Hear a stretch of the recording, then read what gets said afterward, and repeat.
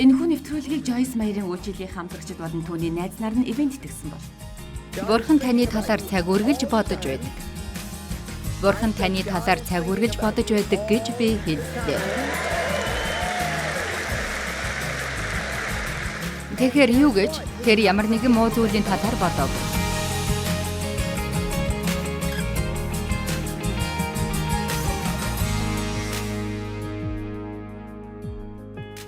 Хэрвээ нэвдэрсэн бол Бурхан тэрнийг засч чадна гэж би нэрлэдэг.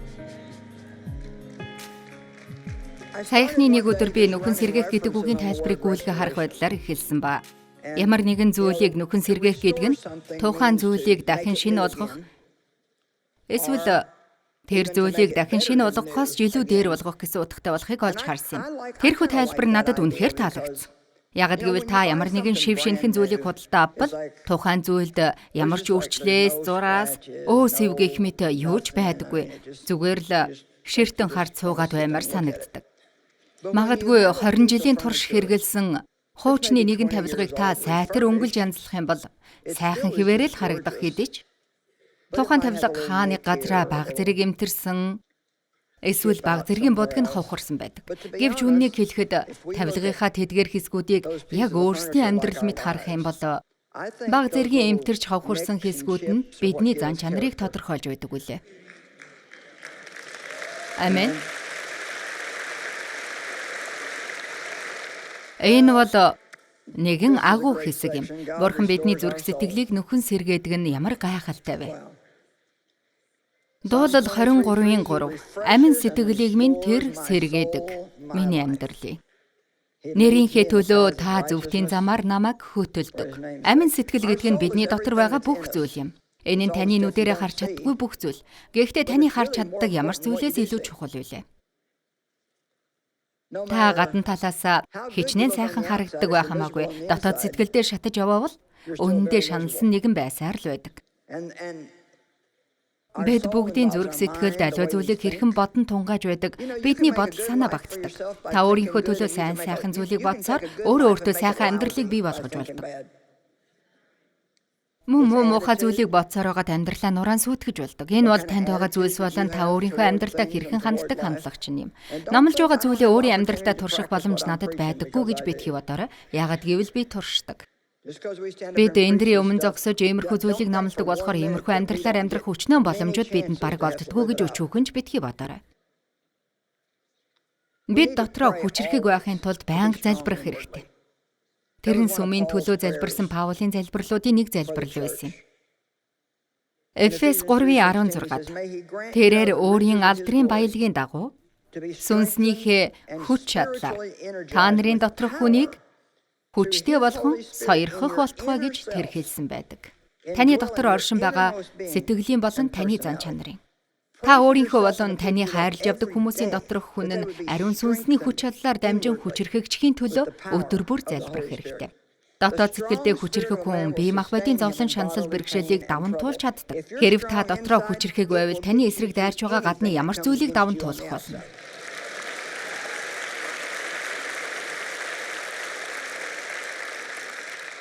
Сэтгэлийн хөдөлгөөнд дулаахан хайрын халамж үнэхээр хэрэгтэй байдаг. Та инээж байх хэрэгтэй. Саяхны нэг өдөр миний хувьд нэлээд хэцүү цаг мөч байсан хэдий ч би охинтойгоо хамтаа гадагшаа гарсан маань үнэндээ надад инээд хэрэгтэй байсан юм. Бидний эргэн тойронд байсан хүмүүс бидний талаар юу гэж бодсныг би мэдэхгүй байна. Бүтэн хоол хүнс гэдэг нэртэй дэлгүүрт би бараг л унаж тусдал илгээ хүчтэл инээж билээ. Инээдтэй биш юу ч байхгүй бүх зүйл инээдтэй байсан. Тэр нь зүгээр л инээд хүргээд байсан. Яагад гэвэл үнэндээ л инээдтэй байсан. Тиймээс би инээгээд байсан. Охин маань надад хандаж хүмүүс таныг согтуу байна гэж бодож байгаа бах та гэж хэлж байлаа. Хэрвээ тэд таныг ингэдэг чи мэдвэл яах вэ гэхээр намайг ад жаргалтай байна гэж бодох байлгүй те гэж хариулсан. Тэгж хэлснийхээ дараа арай гэж инээдэ зогсоос минь удаан хугацааны турш хэрэглээгүй тоосто шүгэнд анхудаа салхи оруулж байгаа юм шиг л сэтгэгдэл төрүүлсэн. Бидний эргэн тойрон тэгтлээ хинээд хөөртэй зүйл явагдахгүй байгаа тул бид өөрсдөө зарим нэг инээдийг бий болгох хэрэгтэй. Инээдийг эхлүүлэх санааг би та нарт хэлье. Энэ тал дээр би үнэхээр тоглоогүй байна. Илүү их нэмсгэлж байна. Зүгээр л инээмсгэл. Та нар өөрөө байх үедээ инээмсэглэв. Би тоглоогүй байна. Би заримдаа тэгдэг. Би зүгээр л сууж байх зураа инээмсэглэдэг.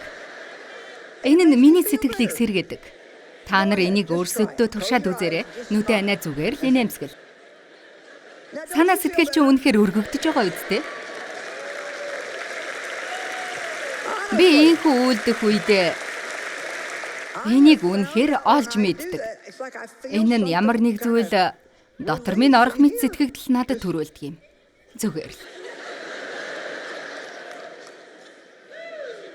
Энийг хүлээн ав, эсвэл бүх хүлээн ав. Матай 11:28-д зүтгэж зүтгэгсэд хийгээд хүнд ачаа үүрсэн бүгдээ над дээр ир. Би та нарыг амраая. Харж байна уу? Бурхан бидний сэтгэл зүрэх, бодол санаа, хүсэл, сэтгэлийн хөдөлгөөн, мөн хандлагуудад минь өөрчлөлт хүрэхийг хүсдэг байна. Тэр таны бүх зүйлд хайр халамжаа харуулдаг. Ялангуяа таны дотор сэтгэл рүү чиглэдэг бүх зүйлд анхаарал халамжаа тавьдаг. Хэрв таны зүрх сэтгэл шархалсан бол Бурхан таныг сэргээж, танд эдгэрэл шинэ амьдрал авчирч, энийг шалтгааныг өгч, танд хайрлах нэгнийг болон таныг хайрлах нэгнийг өгөөсэй гэж би яг одоо залбирч байна. Бусад хүмүүсийн хувьд баяр хөөргийг авчирдгүй зүйлсээс та баяр хөөргийг олж авах болтугай хэмээн бид Есүсийн нэрээр залбирч байна. Амен. За. Бид ч цагийг сайхан өнгөрөөж байна шүү. Бурхан үнцнийг минь сэргээж өгдөг. Би эдгээр ишлэлүүдийг уншихаас өмнө нэгэн түүхийг ярмаар байна. Томи гэдэг нэртэй тэр хүн та нарт таалагдах болно. Ягд гэвэл энэ түүх нь мөрөөдлийн төвтэй холбоотой түүх юм. Лос Анжелест мөрөөдлийн төвийг нэгэн пастор анх нээснээс болж тиймэрхүү төв хаа сайгүй нэгдэж эхэлсэн ба одоо Америкт 267 мөрөөдлийн төв үйл ажиллагаагаа явуулж байгаа.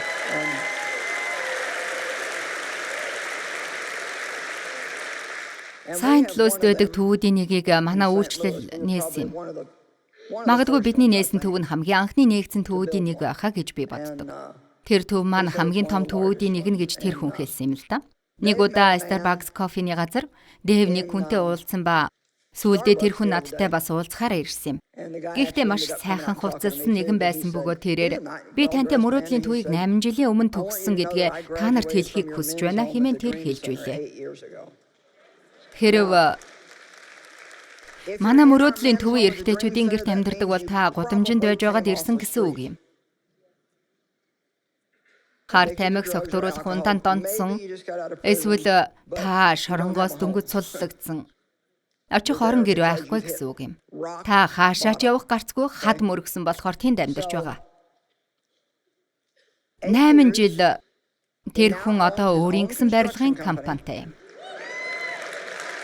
Тэр хүн гэрэлсэн бөгөөд эхнэртэйгээ зарим нэг мишн аялал руу явсан байв. Одоо тэд бидний амьдардаг хотод шив шинхэн сүмийг дөнгөж эхлүүлсэн байв. Тийм ээ.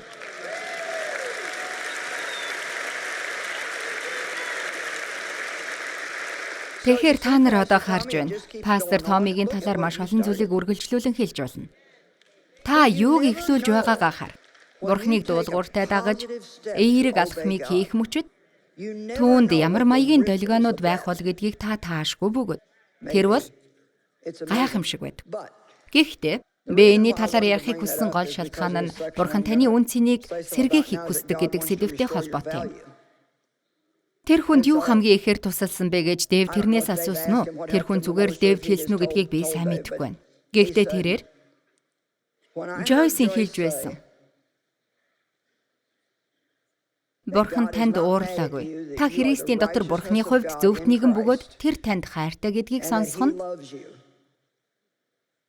тэрний амьдралыг бүр мөсөө өөрчилсөн ба ийм зүйлийг өмнө нь хизээд сонсч байгаагүй маа гэж тэр Дэвд хэлсэн байв. Тэр нь бидний байнга сонсдогч үл ойшоодог зүйлс бөгөөд Бурхан хүмүүст хайртай гэдгийг хинж тэдэнд хэлж байгаагүй хүмүүс энэ хорвоо дэлхийгээр дүүрэн байдаг. Бурхан надад ямар нэгэн байдлаар уурлаж ундуудсан гэсэн баг зэргийн мэдрэмжийг ихэнх хүмүүс тээж явдаг гэж намайг боддгийг та нар мэдэх үү? Магадгүй энэ нэг тийм ийм байдлаар илэрдэг. Тухайлбал би зөв аргаар залбираагүй, зөвийг хийгээгүй гэх мэтчлэн. Заримдаа бидэнд зүгээр л нэг тийм мэдрэмж төрдөг гэдэгт та нараас хичнээн чинь зөвшөөрөх үү? Муу зүйл байвал та нар гараа өргөхийг хүсэхгүй гэдгийг чи мэднэ, ямар тач та мэдэрдэг. Олон жилийн турш би энийг туулан гарсан. Диавол миний хийж чадаагүй зүйлийг үргэлж надад сануулдаг. Би хичнээн их зүйл хийсэн ч хамаагүй чадаагүй ямар нэг юм заавал байдаг байлаа. Тэрнээс болж сэтгэл зүрх минь баг зэргийн шаналлыг амсдаг байсан. Бид бүх зүйлийг зөв хийдэг учраас л тэр биднийг таалдаг юм биш. Түүний хүү Есүс Христэд итгэдэг учраас л таалдаг юм.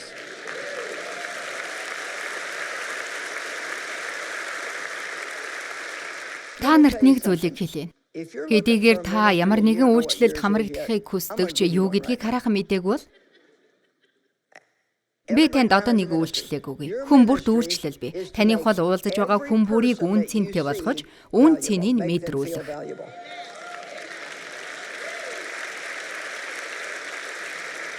Зүгээр л хэн нэгэн лөө харж инээмсэглэх. Өглөөний мэнд гэж хэлэх. Хүмүүсийн нэр усыг мэдэж авах нь тэднийг үн цэнтэй болгодог. Би энэ тал дээрээ тийм сайн биш гэсэн пастор Майк манай үйлчлэлийн хүн бүрийн нэрийг мэддэг.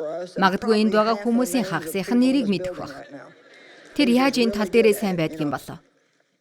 Би энэ талаараа хэлмээрг байгаа ч магадгүй манай үйлчлэлд 10-аад жил ажилласан зарим хүний зүс царайг нь мэддэгч нэрийг мэддэггүй юм. Би энэ тал дээрээ үнэхээр сайн биш. Гэхдээ нэрсийг санах гэж хичээх нь сайн зүйл. Учир нь энэ тэдэнд үн цэнийг мэдрүүлдэг ба үнэн гэж би боддог. Магадгүй хүмүүс таны хэлснийг чинь санахгүй байж болох хэдий ч та тэдэнд ямар сэтгэгдэл төрүүлсэнийг тэд үргэлж санаж байдаг юм. Энэ нь сайн зүйл биш гэж үү? Та яг одооноос бүтэн цагийн үйлчлэлтэй боллоо гэж л бодож яв. Та хаач явж байсан хамаагүй хэн нэгэнд үн цэнийг мэдрүүл. Та энийг мэдхийг хүсэж байна уу? Ийм үйлчлэл нь олон талаараа миний хийж байгаа үйлчлэлээс хамаагүй чухал гэж би боддог. Тийм шүү. Номлох, заах, магтандуулах, эндрийн өмнө зогсдог үйлчлэлүүд нь бүгд чухал үйлчлэл мөн. Хүмүүс хаана амьдарч байна, зүрх сэтгэл нь хаанаас шаналлыг авч байгаа газар нь бидний эргэн тойрондох гудамж тохой бөгөөд ихэнх нь тэнд байна. Тэд өнөө орой энд бидэнтэй байхгүй хаа нэгтэй байгаа. Та маргааш эсвэл 2, 3, 4 цагийн дараа тэдний хин нэгтэй таарах л болно. Таны хүнсийг бичиж байгаа касч эмэгтэйд үн цэнийг мэдрүүл. Энийг миний төлөө хийж ажиллаа сайн хийж байгаа чинь би талархаж байна. Энэ касч эмэгтэй арай л удаа ямаа гихих оронд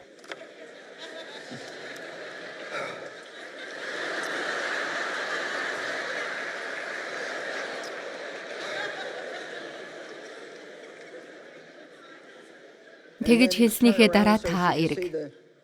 Тэгснээр тэр кас чинь таны гар дээрх Есүсийн шивээсийг харах болно.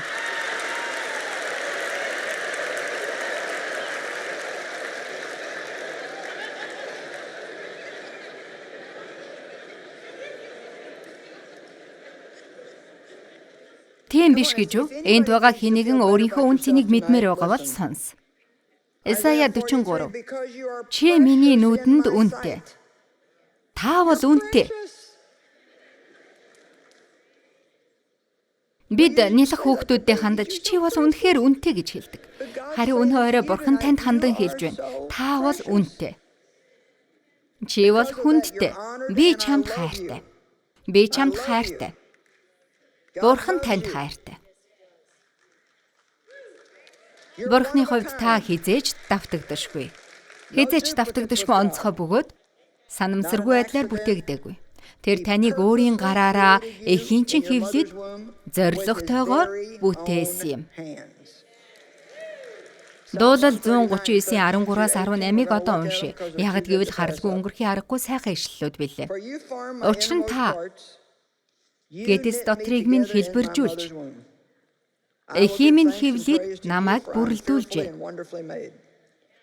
Би аимшигтэй болоод гайхамшигтай бүтээгдсэн тул танд талархал өргөнө. Таны үйлс гайхалтай бөгөөд сэтгэл минь ч сайн мэднэ. Намайг нууц дотор бүрлдэж, газрын гүнд урнаар шаглагдж байхад ч Ясмин танаас нууцлагдаагүй. Төрхөө олоогүй хөврөл байхад минь таны нүд харж л байсан. За одоо энийг сонсоорой. Надад тогтоогдсон өдрүүд болоогүй байхад бүгд номд тань бичигдсэн байжээ. Тэр ч битгий хэлбэр төрхөөч олоогүй байхад. Таныг төрхөөс өмнө өдөр тутмын амьдрал чинь Бурхны номонд бичигдсэн байдаг. Тийм бол юу гэж? Бидний хувьд гинти явдал мэт боловч таны амьдралд ирж байгаа ямар ч зүйлд тэр цаг үргэлж бэлэн байдаг. Энэ бол гайхамшиг юм. 17-18 дугаар ишлэл Бурхан аяа надад хандсан бодлууд тань хичнээн нандин бай. Нийлбэр нь хичнээн их вэ. Би тэдгэрийг тоолвол тэд элсний ширхгээс ч даван гарна. Сэрэхтэйч би тантай хамт билээ. Юу гэсэн үг болохыг та мэдгүй. Бурхан бидний талаар цаг үргэлж бодож байдаг гэсэн үг юм. Бурхан таны талаар цаг үргэлж бодож байдаг гэж би хэлж байна. Бурхан таны талаар цаг үргэлж бодож байдаг.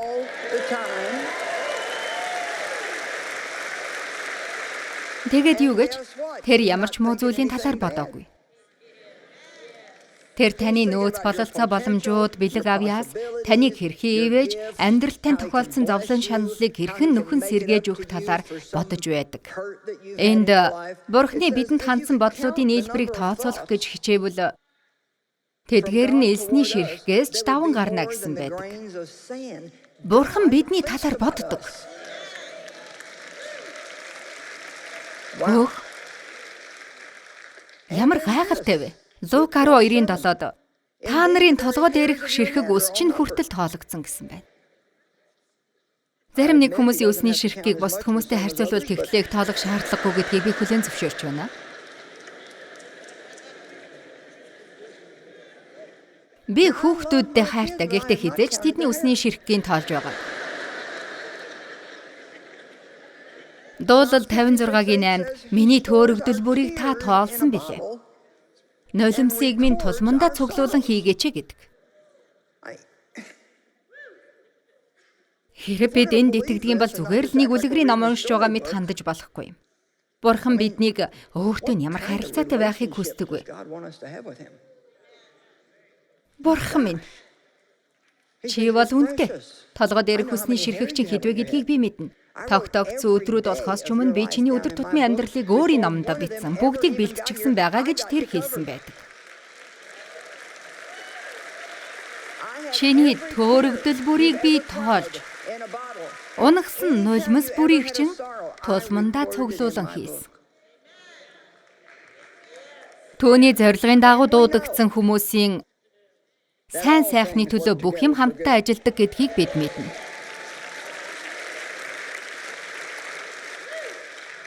Аваа өнөө орой энд байгаа хинэгэн өөрийн үнцнийг мэдэх хэрэгтэй байгаа бол одоо та тэдний төлөө тэрнийг мэдрүүлээч гэж би залбирч байна. Миний дөнгөж сая хэлсэн зүйлийг тэд үнэхээр сонсож зүрх сэтгэлдээ хүлээн авахт нь та тэдэнд туслаач. Учир нь энэнд эдгэрлийн хүч байдаг үлээ. Есүсийн нэрээр залбирч байна. Амен. За одоо би эдгээрээс цөөхөн хэдийн төргөн шиг дурдмаар байна. Хэдий би ярихыг хүссэн хамгийн сүүлийн хэсэгтээ ихэвчлэн хүрч чаддгүй ч гэсэн тэр талаар ярьж амжихыг үнэхээр хүсдэг. Тиймээс хурдхан сүүлийн хэсэгт хүрэхийг хичээцгээе. Бурхан бидний өөртөө итгэх итгэлийг сэргээж байдаг. Библийн Филиппой 3:3-т учир нь Бурханы сүнсээр мөргөж Христ Есүсээр сайрхан мах бодит эс түшгэлэх нь бидний жинхэнэ хоцлол юм шүү гэж хэлсэн байдаг. Филиппой 4:13-т намайг хүчрхэгжүүлэгч түүгээр би бүгдийг хийж чадна. Христийн дотор байх нь надад хангалттай. Намайг хүчрхэгжүүлж, надад өөртөө итгэх итгэлийг өгдөг түүгээр дамжуулан над руу ирэх бүх зүйл би бэлэн бөгөөд би ямар ч зүйлийг хийж чадна гэж хэлсэнд би дуртай. Та нарт хэлэхэд саяны уншснаас харах юм бол та бол чадна, бас бэлэн байгаа. 1-р Иохан 5:14. Бид түүний хүслийн дагуу түүний төлөвлөгөө болон түүний зорилгын дагуу юу ч гуйсан тэр биднийг сонсдог нь түүний өмнө бидэнд байгаа итгэл зориг юм. Түүнд харьяалагддаг итгэгч нарт юм. Итгэлийн зориг зэрэг юм.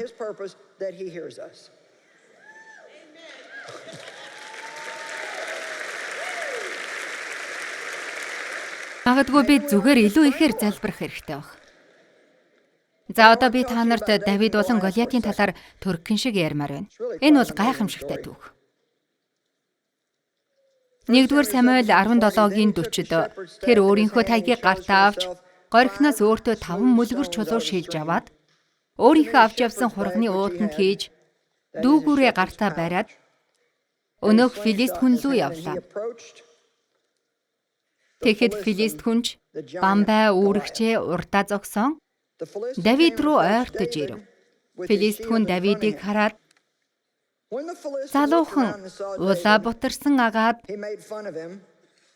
сайхан төрхийн үзэж түүнийг үл тоомсорлов. Филист хүн Давидэд чи юунд таяг барьж над руу ирэв? Би нохоо юм уу гэв. Филист хүн өөрийнхөө бурхтаар Давидыг харав. Тэр нь хуурамч бурхан гэдгийг бид мэднэ. Филист хүн Давидэд наашир би чиний махыг огторгон шууд хээри араатан дүгий гэж занав. Давидын Филист хүнд хандаж хэлсэн үгнээс нь та хээр талд Есүстэй хамт цагийг өнгөрөөдөг залуухан хүүгийн итгэл зоригийг харж чаддаг. Давид Филист хүнд хандаж хэлв. Тэр Филист хүнийг Давидтай харьцуулбал хэр том байсан бэ? 4, магадгүй 3 дахин том байсан баг. Яг сайн мэдэхгүй байгаа ч агуу том байсан. Гэтэл Давидэд ядаж бамбай сэлэн бас чадж байсангүй. Тэр нь зөвхөн дүүгүүр 5 жижиг чулуу ба бурхан байсан юм.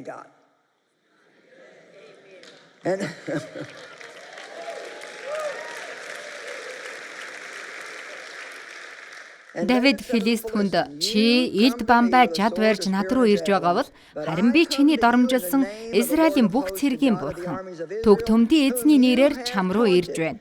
Өнөөдөр эзэн чамайг миний гарт өгнө. Би чамааг алж толгойг биеэс чинь таслан авна. Өнөөдөр би Филист цэргүүдийн хүүрийг огторгон шувууд хээри араатан дүгнэ. Бүх улс Израильд бурхан байна гэдгийг үүгээр мэдэх болно.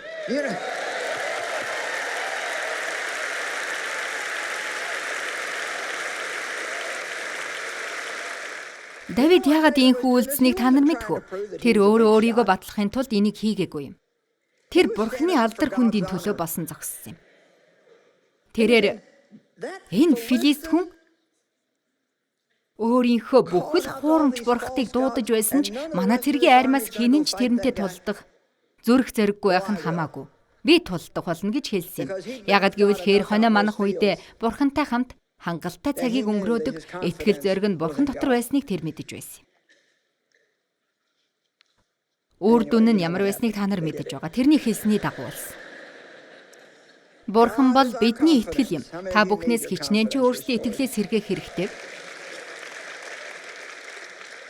Итгэл гэдэг нь голдуу та хийх хэрэгтэй гэж боддог зүйлээ хийхээс айж байгаа хэдий ч хийх зоригийг хэлдэг юм. Зориг зүрх гэдэг нь ямар ч айдасгүй гэсэн үг гэж би боддог. Гэтэл үнэндээ тэр нь тийм биш байна.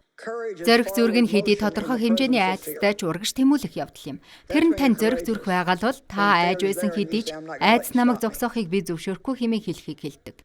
Би итгэлээ алдсан хитрхи ичимхийгээсээ болж хүсэж байгаа зүйлээ хийж чаддаггүй хүмүүсийн төлөө залбирч байна. Өөртөө итгэлгүй хүмүүс магадгүй ямар нэгэн алхмыг хийсэн ч гэсэн өөрсдийгөө эвгүй байдалд оруулж түүнээсээ болж ухарсан бөгөөд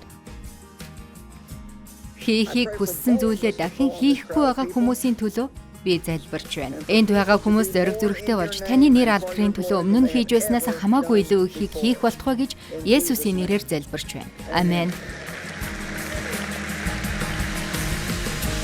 Өнөөдөр таны сэтгэл зүрх эмтэрсэн юм шиг санагдаж байна уу? Бид бүгд л алдаа гаргадгийг та нар мэднэ. Хэдий тиймч бурхан таны сэтгэл зүрхийг сэргээдэгт та баярлахгүй байна гэж үү? Би бол баяртай байна. Өнгөрсөнд хийсэн ичгүүрийн минь орно тэр авралын баяр баясгалаар сэргээх болно. Танд юу ч тохиолдсон. Таны амьдрал яг одоо хаана явж байгаа нь хамаагүй. Таны хувьд огтхон ч оройтойгүй. Та дахин шинээр эхэлж болно.